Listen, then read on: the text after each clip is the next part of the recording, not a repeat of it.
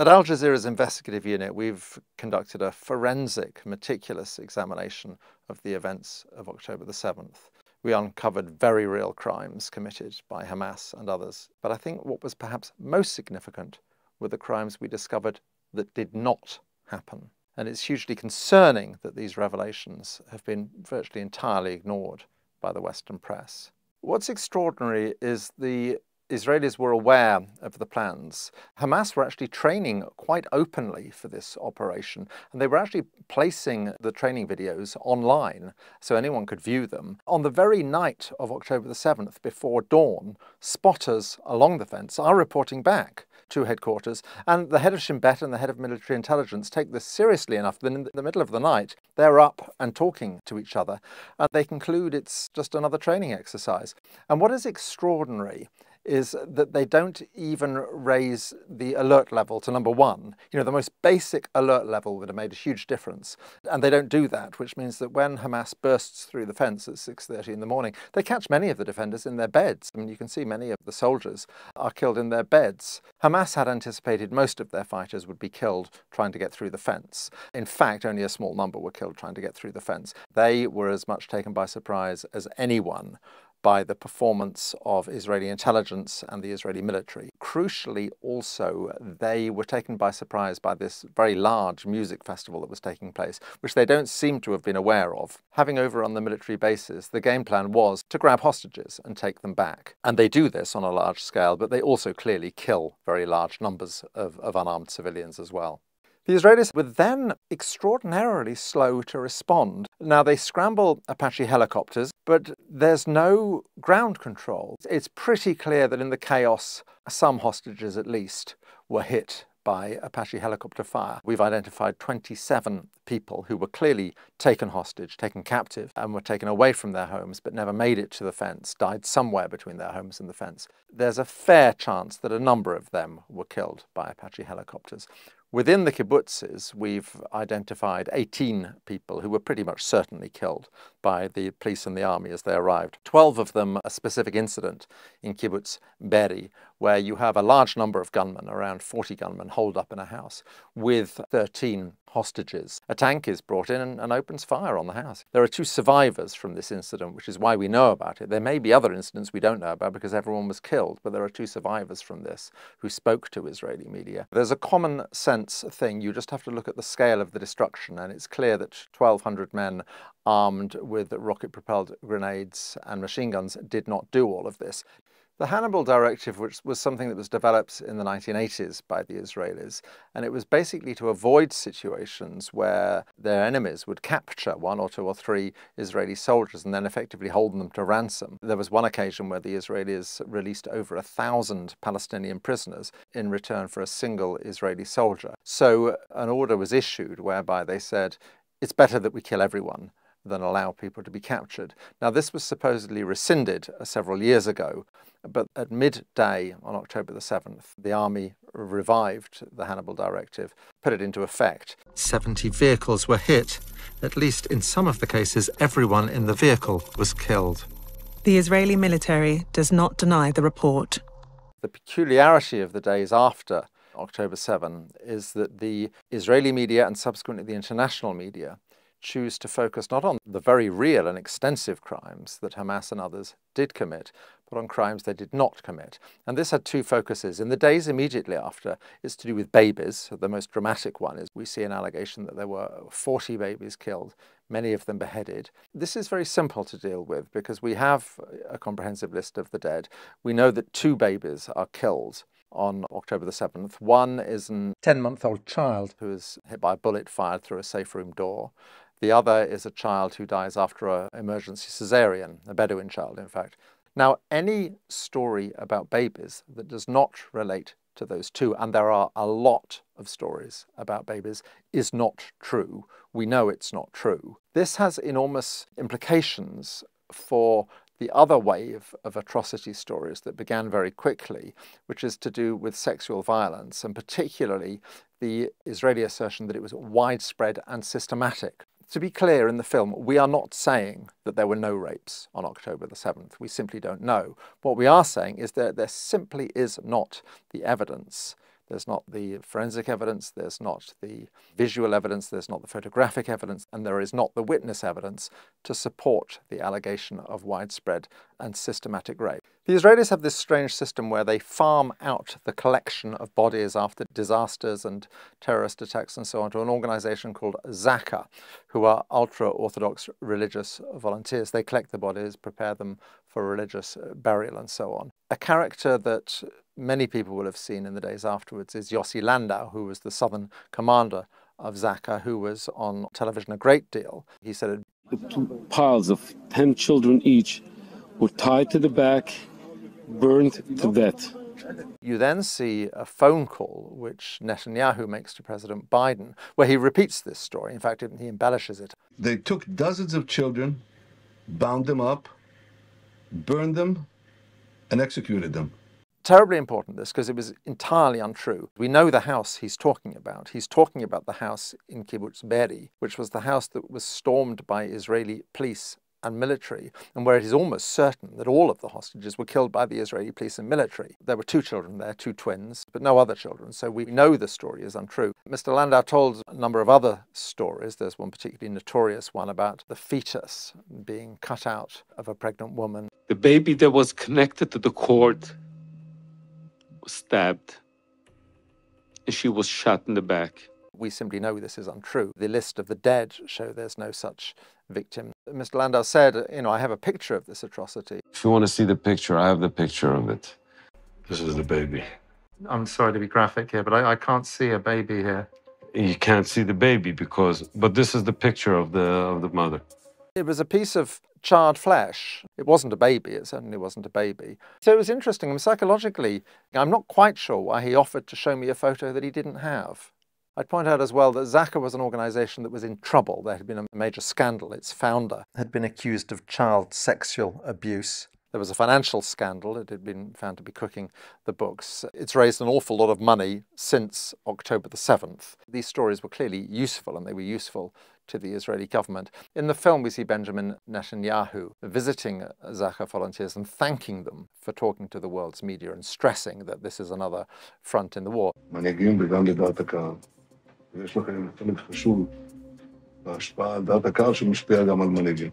Why does this matter? Why does it matter whether this type of atrocity was committed but not that type? People were killed in this way, not that way. It matters because the murder of babies and widespread rape has a particular resonance. It's particularly triggering. The Israeli government and its supporters, when they justify the brutality of the subsequent bombardment and invasion of the Gaza Strip, again and again and again, what they always reference is babies and rape. Young girls who were raped and then murdered.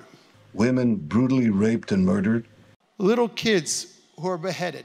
Pictures of terrorists beheading children. These bastards put these babies in an oven and put on the oven. We found the kid a few hours later. This is something you see in previous conflicts as well. If you want to dehumanize an enemy, if you want to desensitize people to the suffering that is inflicted on that enemy, then you portray them as barbarians, basically as savages, as people who are not deserving of humane treatment. And that's why it's relevant. That's why it's important to pick apart. A lot of the world's leading media outlets have done in-depth investigations where they have concluded there was widespread, systematic, instrumentalized, weaponized rape. The New York Times makes a particular feature of the story of a young woman. She was killed early in the morning, 9 miles north of the music festival site, as she and her husband were fleeing. The New York Times, in its big December investigation into sexual violence, leads with this, and about a third of the article consists of her story. And it's immediately undermined because the woman's sister then posts on Instagram immediately afterwards, this isn't true, we know she wasn't raped. She was texting us until minutes before her death. It's also the case that her husband had a lengthy phone conversation immediately after her death with his brother, and again made no mention of rape. So it's very important that, because it's the central, most compelling piece of information in one of the biggest investigations done by one of the world's most prestigious media outlets, the New York Times, and it turns out not to be true. It's done by 3 journalists. One of them turns out to be somebody who had worked in some capacity for Israeli intelligence previously, who has virtually no journalistic experience, and who had liked genocidal media posts. It's very interesting with Anna Schwartz. She gives an interview in Hebrew to an Israeli channel, she actually lays out how difficult they were finding it to find evidence that they were talking to all the hospitals and all the psychiatric clinics and so on, and that there was simply no evidence at all. There were no witnesses had come forward, no victims had come forward at all. I think she's telling this as if to show what digging they had to do, but it's actually very revealing. In the end, it's quite clear they fall back on the same sources as everyone else: Israeli government officials, IDF officers, and first responders, all sources which were discredited by the baby stories. So no babies were beheaded, no babies were thrown into ovens, and there is no real evidence for widespread and systematic rape. Now, it's very clear why the Israelis might want these stories to circulate. What's less clear is why very reputable Western news and media outlets should swallow them so uncritically, particularly given the track record of the Israeli government and the IDF, which has been shown again and again and again in the past to have been less than truthful in the accounts it gives.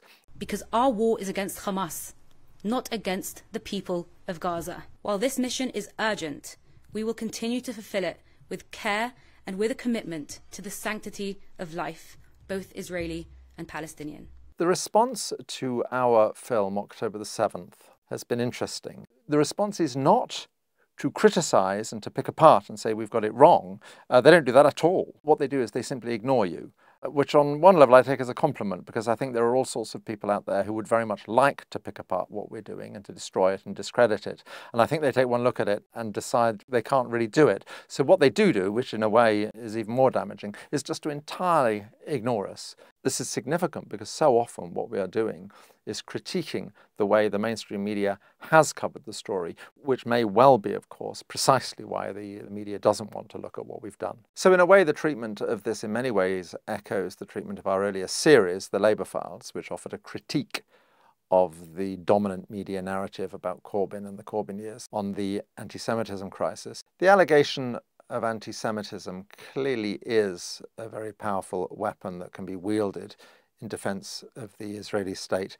I think sometimes, particularly by the Israeli state, it is wielded very cynically and very deliberately. When the ICC investigates Israel for fake war crimes, this is pure anti-Semitism. It's not the case in Western media and Western societies that you cannot criticize Israel. You can. Now, you have to be a bit careful about how you do it, but certainly at the moment, during the assault on Gaza, you certainly can. What you cannot do is to question the fundamental philosophy of Zionism.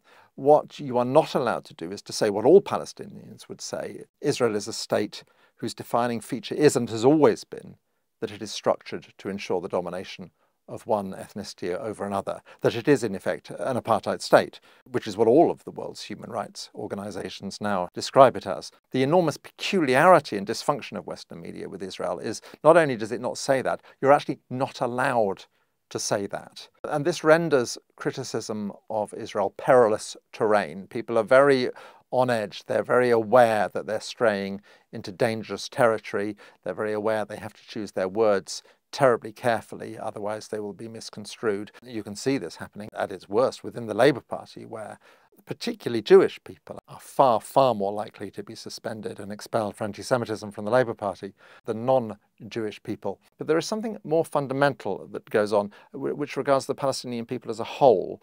Once you have tainted them with the stain of anti-Semitism, you have opened the door to, you have facilitated the dehumanization of Palestinians, which is the psychological prerequisite of Israeli brutality towards the Palestinians and of Western complicity in that brutality. Palestinians will often make the point that they did not choose who their occupier was, who their colonizer was. So in fighting back, yes, they are inevitably fighting back against Zionists and Jews. It doesn't mean they're anti-Semitic. One has to ask oneself the question, are we really saying that if they had been colonized by Greeks or Italians, they wouldn't be resisting their occupation? Of course they would.